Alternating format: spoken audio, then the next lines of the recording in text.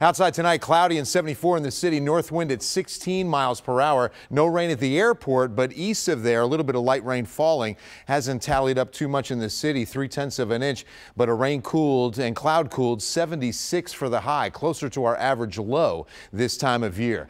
All right, let's take a look at Harvey. Still a tropical storm tonight, and impressive feeder bands are still forming. Look at how far south these go. Nearly down to South Padre Island. I mean, that is in association with Harvey, just still wrapping these big bands of moisture off to its east and around the center, which is pretty far away and still has a lot of room to work. So because of the upper level environment, because there's really nothing around this system to weaken it more, this holds together nicely as a well-structured tropical storm. Keep in mind that it's been 48, 49, almost 50 hours since landfall, and it's still expected to be a tropical storm over the morning hours of Monday and then turn and move inland for the third time. This will be the third landfall. First one was Rockport, 9 p.m. Friday night. Then by 1 a.m., Copano Bay on the other side of Rockport. And now the third will be southeast of Houston. And you can see that it'll move right up across Harris County, and a lot of rain will result. It won't be a tropical low until it's reaching Sabine Pass, and that's not until Wednesday, Thursday. So it remains a tropical storm with high winds and, of course, torrential rain surrounding the system. Keep in mind that as it marches to the north, all of that rain that's north of the center, which is right here, that'll all be right over Houston as this system moves up just off to the east of the city.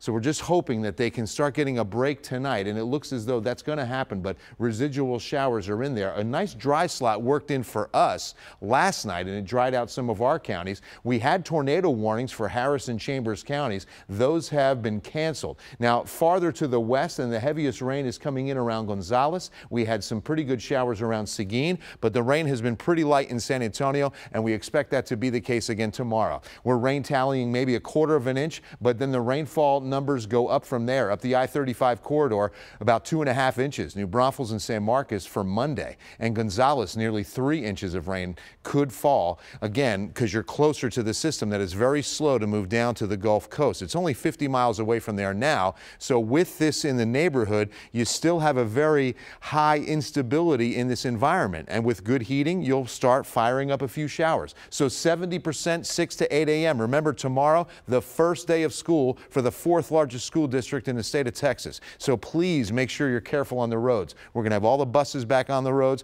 Make sure you're watching your driving distance. 30% chance through midday, back up to a 50% chance in the afternoon. And this is what we're adding to. Rainfall totals haven't been impressive in San Antonio, but the farther you move off to the east, you start running into 7-8 inch rain totals between Seguin and Gonzales. And then these are all 17 to 20, where you see this white near Brenham, south of Bryan College Station, and then just surrounding the Houston area. Look at how much more we add to it. Not much in San Antonio, maybe clipping a couple of inches eastern Bexar County through, this is again through Tuesday night. Okay, so we're going to get scattered showers in the city and communities south like Pleasanton down to Floresville. You move west and we're not expecting much more rain. A lot more rain expected for southeast Texas. And look at all of the rivers that we're expecting river flood warnings in the Houston area, then back to areas south and east of San Antonio. San Antonio River included here, of course, as well as the Guadalupe. We're expecting big spikes into major flood categories of 43 feet or so. So it's going to be a bigger issue off to our south and east than really in this city. Hour by hour overnight tonight, we're looking at lower to mid 70s with rain chances pretty good and increasing by morning. 70 to 80% coverage on mostly light rain. 7-day forecast, rain chances are 60% tomorrow, 50-50 tomorrow night, 40% chance through Tuesday, 50-50 and even 40% Thursday. Most of it light, some of it could come down a little heavier. We all know and love people in Houston, Texas, and we want to show you their 7-day as well. Very good rain chances right through Wednesday and Thursday, even Friday. A 50-50 chance of rain, Sarah. All right. Thank you, Bill.